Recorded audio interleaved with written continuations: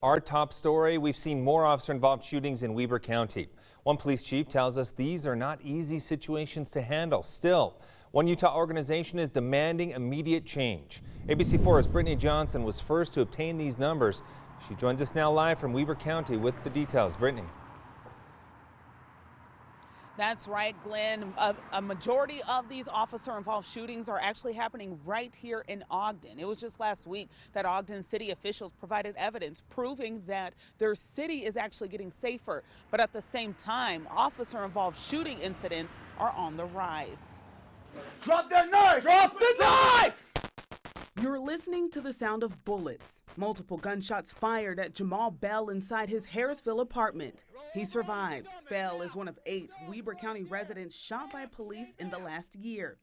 In 2018, there were 3 officer-involved shootings in Weber County, all of them fatal. In 2019, the county has had 5. 3 of them fatal, 2 of them not fatal.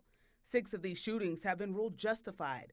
2 of them are under investigation. Drop that knife! They're dangerous and they're unchecked. Carly Haldeman is with Utah Against Police Brutality. She isn't surprised to hear that Ogden City Police were involved in 5 of the 8 officer-involved shootings.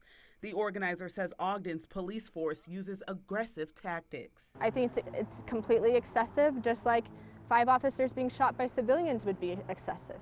I reached out to Ogden Police. Their chief declined to be part of this report, but he did touch on the topic last week with one of our reporters. These are not easy situations for anyone to handle. There's a misunderstanding. People think, to some degree, that the police can control an individual and therefore control an outcome of these events, and we can't.